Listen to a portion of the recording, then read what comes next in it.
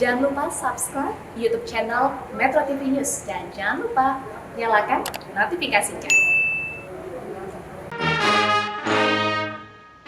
Semestinya sejak 2 minggu yang lalu, berbagai lomba dan kerumunan penuh kegembiraan, karnaval-karnaval, perayaan peringatan Hari Kemerdekaan diadakan, menyelimuti suasana bulan kemerdekaan ke-75 tahun Indonesia merdeka. Namun, semua yang sudah kita rencanakan tersebut harus berubah total. Semua ini tidak boleh mengurangi rasa syukur kita dalam memperingati 75 tahun Indonesia merdeka.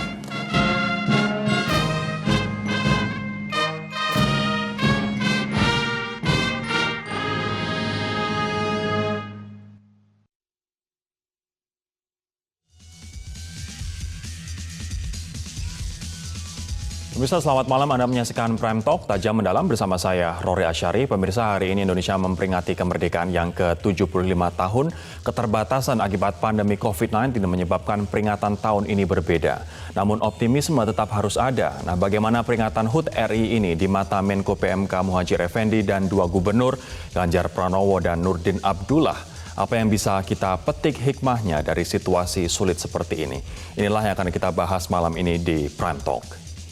Namun sebelum kita membahas, pemirsa, tahun ini peringatan detik-detik proklamasi dan upacara pengibaran bendera merah putih di Istana Merdeka menjadi sejarah tersendiri karena dilakukan di tengah pandemi COVID-19. Berikut kami hadirkan cuplikan perbedaan peringatan kemerdekaan ke-75 RI pagi tadi. Republik Indonesia tiba di tempat upacara. Hormat senjata!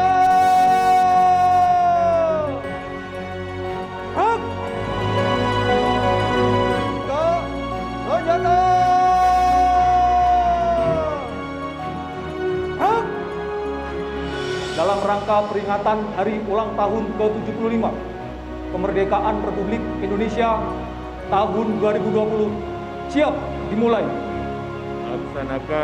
Laksanakan. Proklamasi. Kami, bangsa Indonesia, dengan ini menyatakan kemerdekaan Indonesia.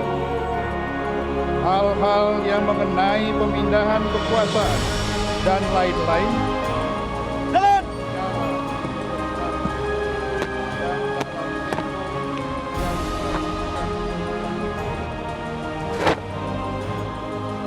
Jalan! Siap!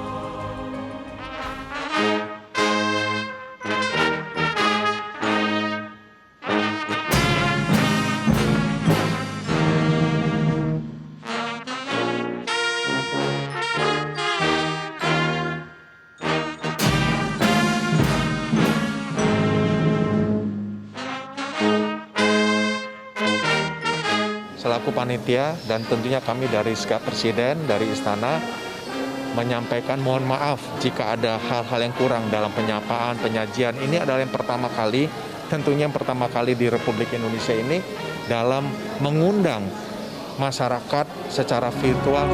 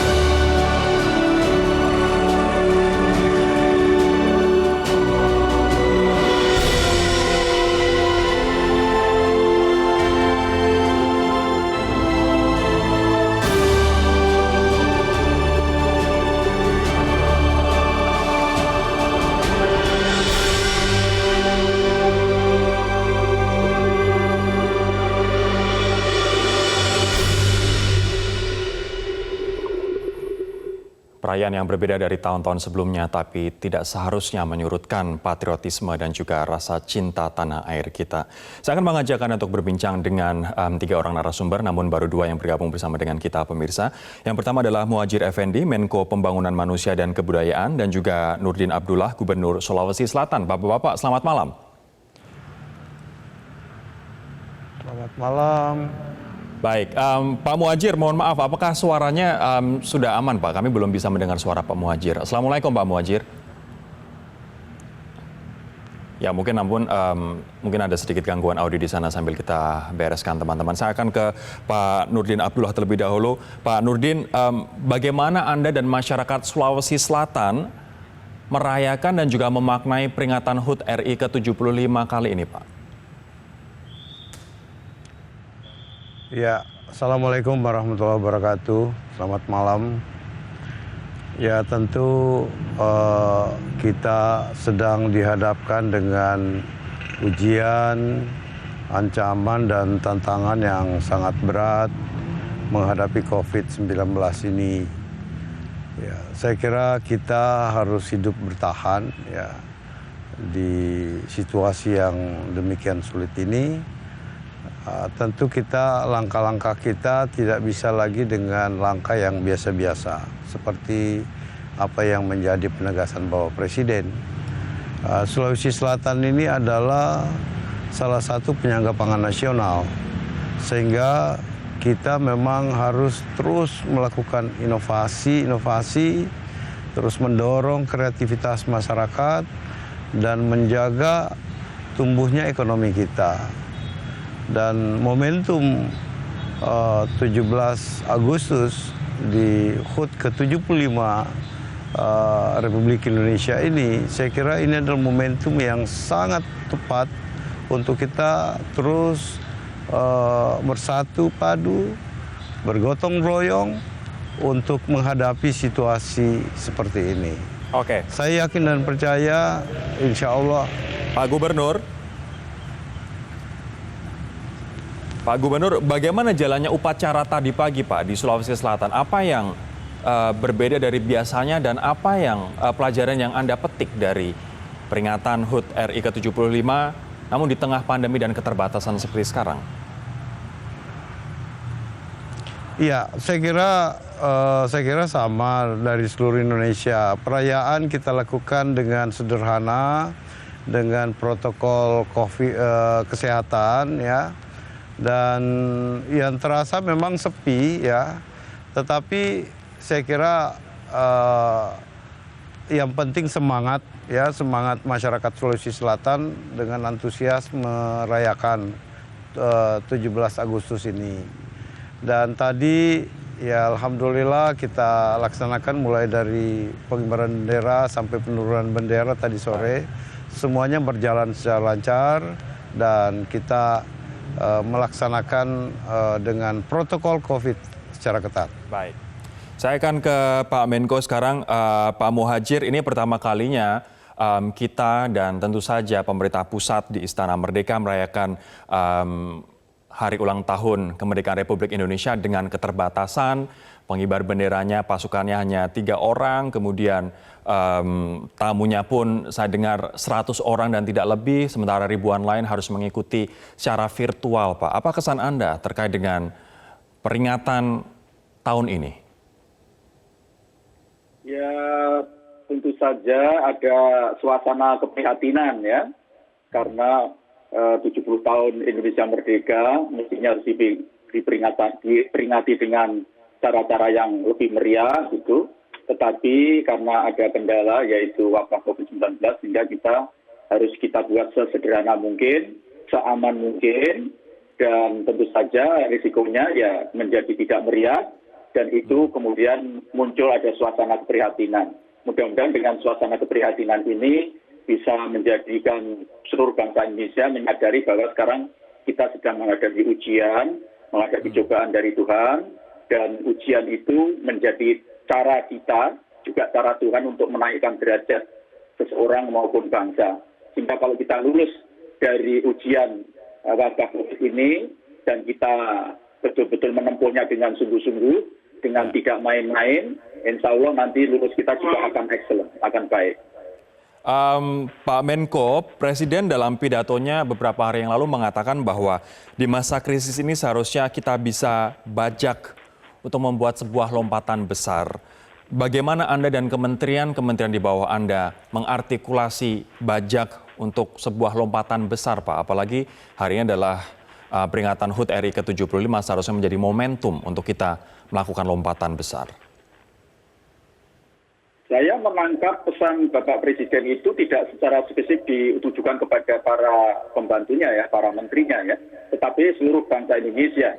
Sehingga lompatan besar itu tidak mungkin hanya dibebankan atau ditanggung oleh aparatur pemerintah atau negara, tetapi juga seluruh bangsa Indonesia termasuk rakyat Indonesia juga harus siap-siap untuk melaksanakan apa yang dijadikan pesan dari Bapak Presiden, yaitu melakukan lompatan besar itu. Tentu saja kami sebagai Menko PMK yang kebetulan membawa beberapa kementerian dan lembaga yang berkaitan dengan masalah pembangunan sumber daya manusia, terutama yang berkaitan dengan masalah kemiskinan, masalah penyakit, masalah kesehatan, dan juga masalah pembangunan kebudayaan. Tentu saja kita juga akan berupaya keras untuk membuat perjalanan atau langkah-langkah lompatan kita jauh lebih kencang, lebih ke depan. Jangan sampai kita lengah dengan kondisi yang ada sekarang ini. Kita akan bergeser ke Jawa Tengah sekarang. Sudah ada Mas Ganjar, Gubernur Jawa Tengah. Mas Ganjar, perayaan HUT RI ke-75 di Jawa Tengah pagi tadi, seperti apa, Mas? Ya, sebenarnya kalau kita melihat atau membandingkan dengan situasi kota lain sama, lebih sederhana, tapi maknanya tidak hilang. Dan tadi saya berdialog di podium bersama seorang veteran, dan veteran terus memberikan pesan-pesan yang saya kait, karena suasana pandemi ini saya bayangkan ini adalah suasana bagaimana kita dulu melawan penjajah. Jadi saya minta veteran menjelaskan, dan imajinasi kita biar bisa melayang jauh ke sana, bahwa dulu perangnya fisik, sekarang perangnya dengan penyakit, dan sama-sama kondisi bangsa sama-sama tidak baik begitu. Dan itu disampaikan secara terbuka oleh veteran itu, yang mudah-mudahan itu memberikan satu semangat buat kita untuk meneruskan. Kayak gitu loh semangatnya. Jangan banyak mengeluh. Ayo ingat pada pesan-pesan pendiri bangsa. Ayo ingat dulu nyawa, darah, semuanya dikorbankan. Nah, sekarang kita mesti mengisi itu dengan persatuan. Kira-kira seperti itu. Baik, ini Anda juga mengangkat sosok bernama Mbah Patmo Darsono, yang seseorang yang berasal dari Klaten begitu. Apa yang bisa kita pelajari dari sosok Mbah Patmo Darsono ini, Pak Gubernur? Iya, hampir 2 malam saya menyiapkan teks pidato itu. Saya ingin sampaikan kalau biasanya dengan semangat-semangat yang imajinatif begitu, yang tentu kalau kita bicara kesejarahan, saya membayangkan banyak orang sudah membaca teks, nonton film, nonton YouTube dan sebagainya, atau mereka belajar di sekolah. Tapi dengan Mbah Patmo itu, karena saya datang ke rumahnya, saya merasakan bagaimana kita naik turun bukit untuk sampai di sana, dan Mbah Patmo menyampaikan bagaimana filosofi orang hidup, dan bagaimana juga dalam situasi yang modern dia tetap berada pada posisi yang tidak modern begitu, dan tetap bertahan dan tidak mengeluh, sehingga perjalanan naik turun menjadi sesuatu yang biasa, di mana cucu-cucunya pun mereka kalau mau mencari sinyal mereka harus turun dulu, naik lagi di desa sebelah. Apa artinya? Di sana, di daerah terisolir, terpencil, di desa Cilpasang, Klaten itu selalu ada upaya bagaimana untuk survive, bagaimana menggunakan peralatan untuk memudahkan hidupnya. Semangat perjuangannya luar biasa, dan pesan-pesan yang sangat jawani buat kami yang orang Jawa Tengah itu cukup penting filosofinya. Baik, nanti saya juga akan tanyakan kepada Anda, Mas Ganjar, dan juga Pak Nurdin, bagaimana kemudian kedua wilayah ini, yang satu berada di Pulau Jawa, yang satu berada di Pulau Sulawesi, memanfaatkan HUT RI ke-75 di tengah pandemi ini untuk membuat lompatan besar. Lompatan besar seperti apa yang akan Anda lakukan di dua daerah Anda? Kami akan kembali sesaat lagi. Pak Muhadjir mengatakan bahwa lompatan besar dengan membajak situasi krisis ini tidak hanya merupakan tanggung jawab dari pemerintah pusat, dari kabinet, namun juga seluruh elemen masyarakat termasuk pemimpin-pemimpin di daerah. Sekarang saya ingin bertanya kepada Pak Nurdin, lompatan besar apa Pak yang akan dilakukan atau tengah dilakukan untuk Sulawesi Selatan untuk menghadapi tantangan pandemi COVID-19 ini? Ya, saya kira pemerintah provinsi bersama 24 kabupaten kota telah melakukan berbagai kebijakan untuk mengatasi berbagai dampak ekonomi yang ditimbulkan. Beberapa terobosan juga telah kita lakukan. Karena jujur saja Sulawesi Selatan ini adalah salah satu, sekali lagi saya katakan, salah satu penyangga pangan nasional. Sehingga dalam rangka pandemi COVID ini seluruh tanggung jawab itu diambil alih oleh provinsi, ya, termasuk kasus-kasus positif yang ada di daerah. Sehingga yang kita rasakan betul di daerah itu pada boleh dikata zona hijau. Datanya ada tapi orangnya di Makassar kita rawat. Tapi alhamdulillah tingkat kesembuhannya juga tinggi. Sehingga produksi pertanian kita di Sulawesi Selatan itu tumbuh bagus, Pak. Jadi terjadi peningkatan. Dan yang kedua yang mengembirakan kita, ekspor kita juga naik 11,7%. Ya, itu didominasi oleh produk-produk pertanian dan perikanan. Oleh karena itu saya kira ke depan memang kita harus terus melakukan upaya-upaya untuk mendorong mudah-mudahan di kuartal ketiga ini pertumbuhan ekonomi kita sudah kembali plus, ya. Baik. Dan saya meyakini dan kami optimis bahwa Sulawesi Selatan insya Allah karena kita berada di pangan, insya Allah tidak sulit untuk kembali pulih. Artinya terobosan yang dilakukan apa Pak kemudian di bidang pertanian dan juga di bidang perikanan? Ya, saya kira itu yang saya sampaikan tadi, bahwa ekspor kita tetap terjaga, ya, terutama ekspor dalam bidang pertanian, dan bahkan beberapa eksportir kami dialog bersama-sama mereka bahwa ternyata dengan kondisi pandemi COVID ini beberapa order-order dari luar itu mereka percepat.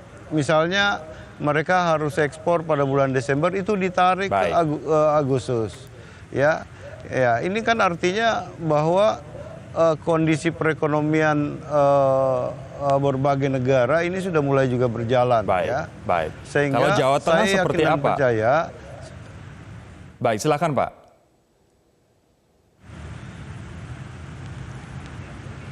Oke, saya akan beralih ke Mas Ganjar sekarang. Mas Ganjar, Jawa Tengah akan seperti apa Mas terobosan yang dilakukan? Ketika ada musibah ini pasti di dalamnya ada barokah. Maka sebenarnya sekarang kesempatan kita untuk berkaca, kesempatan kita untuk introspeksi, kesempatan kita untuk nyatet seluruh potensi yang ada.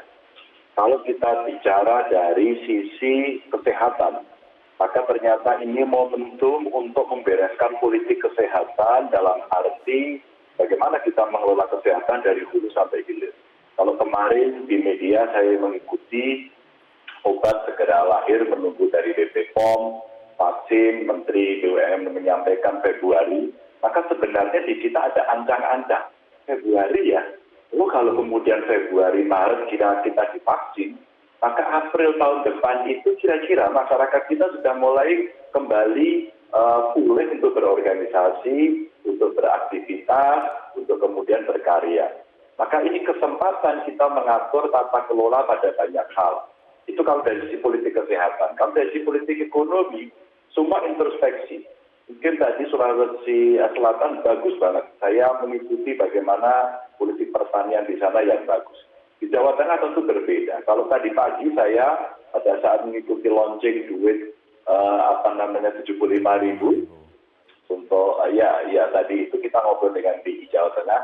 Rasa-rasanya di kuartal ketiga agak berat kita mencapai positif, agak berat. Tapi effort itu ternyata bisa kita siapkan. Kalaulah gagal di kuartal 3, harusnya ngejar di kuartal 4 bisa. Sehingga kita mencoba belajar dari provinsi-provinsi lain, wabil khusus ini yang di Jawa ini, Pak. Yang di Jawa itu kontribusi kemerosotannya memang tinggi sekali. Nah, dalam konteks itu ternyata kesempatan kita nyatetin satu-satu kekuatan kita. Umpama nih, mumpung kemudian lagi seperti ini, tata kelola kita perbaiki. Contoh kemarin Pak Presiden sempat untuk hadir bagaimana membuka kawasan industri di Batam. Ini kesempatan. Saya bilang, Januari harus cepat. Saya komunikasi dengan Menteri. Maka ketika pusat mengambil keputusan, saya bayangkan pusat itu adalah kepalanya, terus kemudian provinsi itu badannya, kabupaten kakinya. Dan ini satu kesatuan. Nah itu kita dorong. Dan sekarang Mas yang menarik, usaha kecil mikro menunjukkan daya tahan yang luar biasa. Maka perhatian kita fokuskan ke sana dengan mengajak mereka satu berbenah dari sisi produktivitas dan kualitas, dua cara menjual mereka, dan ketiga insentif yang diberikan mereka untuk akses permodalan itu bagian dari menata mereka menjadi kekuatan ekonomi baru untuk bisa tumbuh. Kita sudah berbicara terkait dengan terobosan di bidang pangan, di bidang ekonomi, dan juga di bidang sosial begitu dengan dua gubernur. Nanti saya akan tanyakan kepada Pak Muhadjir, terobosan di bidang kesehatan akan seperti apa, Pak? Dan juga ini yang menjadi pertanyaan banyak orang dikarenakan saat ini yang menjadi pahlawan adalah para tenaga medis yang merupakan benteng pertahanan terakhir begitu. Bagaimana insentif mereka, bagaimana penghargaan untuk mereka? Kita tahu bahwa kemarin sudah ada penghargaan dari Presiden untuk 22 tenaga kesehatan yang gugur, tapi apresiasi bagi mereka yang saat ini tengah berjibaku di lapangan atau di rumah sakit akan seperti apa? Kita akan tanyakan nanti sesaat lagi. Suasana yang berbeda dalam merayakan HUT ke-75 Republik Indonesia juga dirasakan para petugas medis. Mereka saat ini sedang berjuang untuk mengalami yang setiap hari mengabdi kepada masyarakat dalam masa pandemi. Lantas seperti apa para petugas medis merayakan hari ulang tahun ke-75 Republik Indonesia tahun ini? Berikut liputan selengkapnya.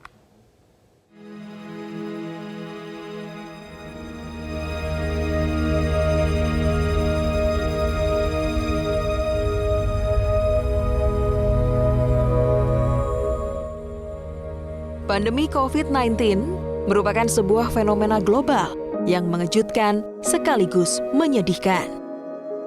Wabah virus COVID-19 yang menyebar memberi dampak kepada semua golongan masyarakat. Salah satunya adalah tenaga medis. Beban berat yang ditanggung oleh tenaga medis saat ini terus meningkat diiringi dengan bertambahnya jumlah tenaga medis yang gugur. Sehingga tenaga yang dikuras harus lebih banyak dari biasanya. Merekalah yang terpaksa harus berjibaku dengan potensi ancaman virus dengan resiko penularan yang sangat tinggi. Mereka yang tak lepas dari rasa khawatir dan tantangan yang harus dihadapi dalam kesehariannya. Perjuangan tenaga medis untuk memerdekakan Indonesia dari pandemi tidak bisa dianggap remeh. Mereka adalah para pahlawan di tengah pandemi COVID-19 saat ini. Pak Menko, salah satu hal yang beberapa kali disampaikan oleh pemerintah, khususnya Presiden, adalah insentif atau penghargaan untuk para tenaga medis. Dan kita pun sudah tahu bahwa pemerintah telah membuat skema bahwa untuk dokter spesialis akan mendapatkan 15 juta insentif per bulan, dokter umum 10 juta, bahkan sampai perawat, tenaga kesehatan yang lain, dan lain sebagainya begitu. Apa kabar insentif tersebut, Pak Muhadjir? Kapan para tenaga medis yang saat ini tengah berjibaku bisa mendapatkan haknya? Ya, pada prinsipnya pemerintah memberikan perhatian yang sangat tinggi terhadap para tenaga medis ini. Mereka ini adalah pasukan yang sekarang berada di garis depan, bertempur melawan tentara yang tidak terlihat. Dan kalau mereka gugur, tentu saja harus dihargai sebagai pahlawan kemanusiaan. Memang insentif itu tidak seberapa dibanding pengorbanan yang bersangkutan, tetapi kita bersungguh-sungguh untuk memberikan kepastian bahwa mereka akan dapat dan secepat mungkin. Dan Pak Menteri Kesehatan selama ini juga sudah berupaya bagaimana supaya itu bisa betul-betul tersampaikan secara baik. Misalnya dengan sekarang ada dua skema pemberian insentif. Pertama yaitu langsung dari pusat, itu adalah kepada tenaga medis yang ada di rumah sakit yang berada di bawah Kementerian Kesehatan dan TNI Polri. Sementara yang ada di rumah sakit daerah itu disalurkan melalui bantuan operasional kesehatan, yaitu melalui APBD masing-masing daerah. Dan saya minta pada kepala daerah tidak perlu ada namanya perbaikan dari APBD, karena itu adalah merupakan afirmasi, sehingga otomatis tidak perlu lagi ada peninjauan ulang terhadap APBD yang ada. Dan kemudian insentif yang disalurkan melalui APBD itu verifikasinya tidak perlu dikirim ke pusat. Jadi cukup di daerah itu, cukup bupati, wali kota, dan gubernur, dan kita percayakan bahwa itu akan bisa terverifikasi dengan baik dan akan bisa segera disampaikan kepada yang bersangkutan. Kita akan coba konfirmasi ke dua gubernur yang ada di forum ini. Pak Nurdin, bagaimana kemudian komitmen Sulawesi Selatan untuk para tenaga medis di Sulsel? Ya, perhatian pemerintah dari awal pandemi itu kita sudah wujudkan dalam bentuk berbagai upaya-upaya untuk melindungi nakes-nakes kita. Jadi hampir semua nakes-nakes kita itu tidak ada yang kembali ke rumah, ya. Semuanya kita siapkan hotel untuk mereka sehingga betul-betul bisa melindungi keluarga, ya, sanak saudara. Nah, termasuk saya kira ya kami mengapresiasi pemerintah, ya, terus memberikan apresiasi terutama kepada seluruh nakes, tenaga kesehatan kita, dan saya yakin pandangan pusat dan daerah sama, ya. Kita akan bersama-sama memberikan apresiasi kepada seluruh nakes kita sebagai pejuang kemanusiaan. Artinya tadi Pak Muhadjir mengatakan ini akan di cover oleh APBD untuk kita tahu dokter spesialis berapa, dokter umum berapa, tenaga kesehatan bahkan bidan, suster dan tenaga kesehatan yang lain berapa. Ini sudah ada alokasinya untuk Sulawesi Selatan, Pak. Dan apabila sudah ada, akan kapan dicairkan? Kita tidak ada masalah, Ya, saya kira hal itu tidak menjadi soal bagi kita. Saya kira kita satu garis komando dengan pusat dan daerah. Baik. Adakah indikasi kapan Pak akan dicairkan? Dikarenakan ini adalah rencana yang sudah lama, tapi kita tahu bahwa sulitnya birokrasi. Ini salah satu yang menyebabkan begitu lamanya dana tersebut diterima oleh para tenaga medis, Pak.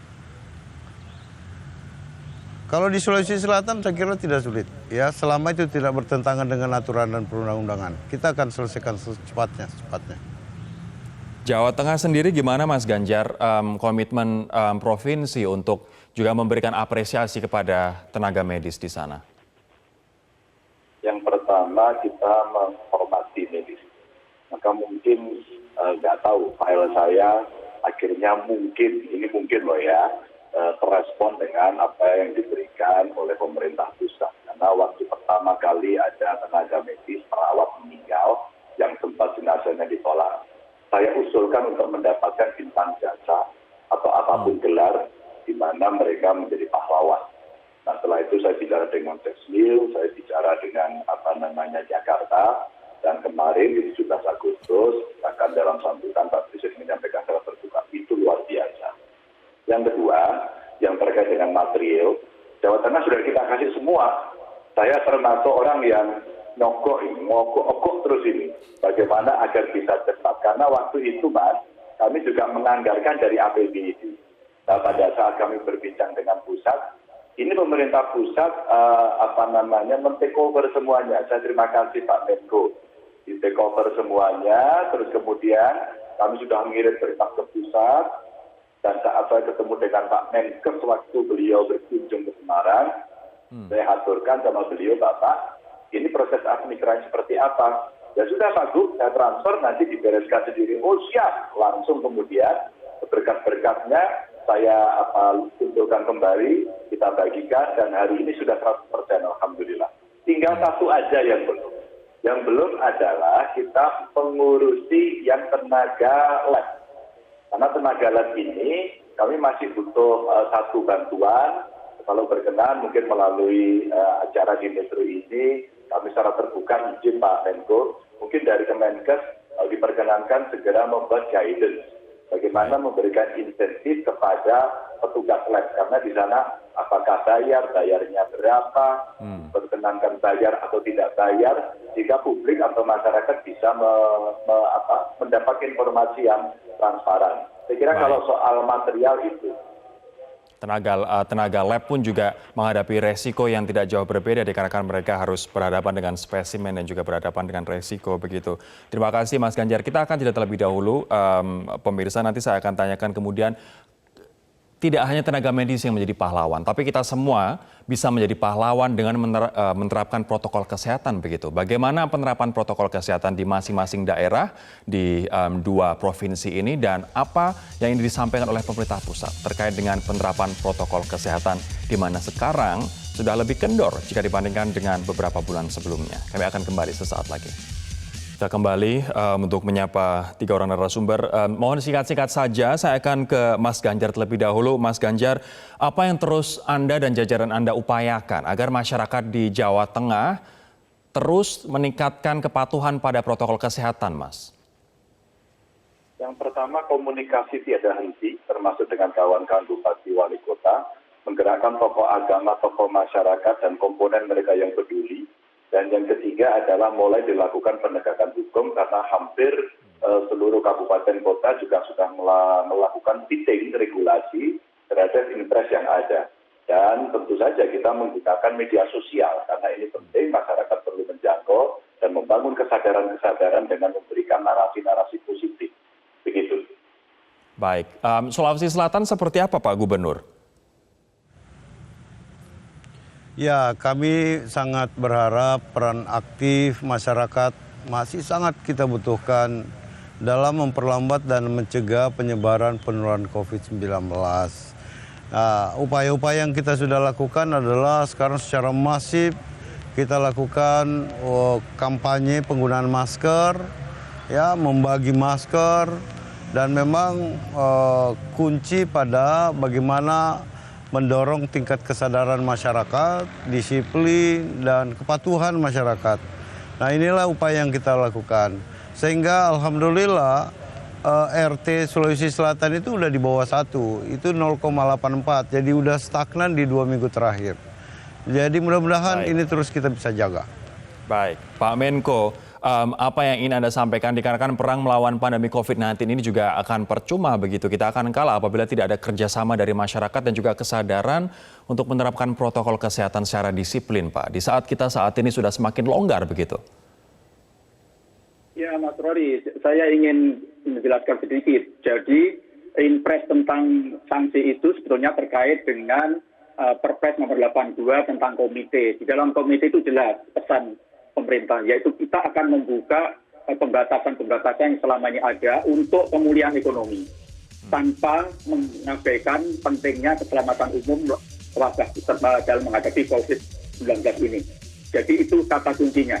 Karena itu kalau kita sudah mulai membuka pergerakan-pergerakan manusia dalam rangka pergerakan orang dalam rangka pemulihan ekonomi, maka tidak yang lain kecuali meningkatkan disiplin masyarakat untuk patuh terhadap protokol kesehatan itu. Karena itu edukasi dan sosialisasi dan edukasi selama ini dipandang tidak cukup, tapi harus juga diikuti dengan sanksi.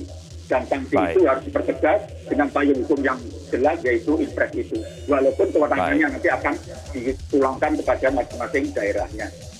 Bapak-bapak, terima kasih atas waktunya di Prime Talk malam hari ini, dan untuk Anda pemirsa ini juga untuk kita semua pesannya bahwa tidak hanya tenaga medis yang saat ini merupakan pahlawan ketika kita berperang melawan pandemi COVID-19, tapi masing-masing dari kita pun bisa menjadi pahlawan simply dengan menerapkan protokol kesehatan, utamanya memakai masker, jaga jarak, dan juga secara rajin mencuci tangan begitu. Dikarenakan dengan memakai masker kita tidak hanya melindungi diri kita sendiri, namun yang paling penting adalah kita melindungi orang-orang terkasih kita dan juga masyarakat ataupun orang lain. Terima kasih sekali lagi Pak Gubernur Nurdin, Pak Gubernur Ganjar, dan juga Pak Menko atas waktunya di Prime Talk. Demikianlah perbincangan kami. Terima kasih atas kebersamaan Anda. Sampai jumpa. Metro TV, Knowledge to elevate.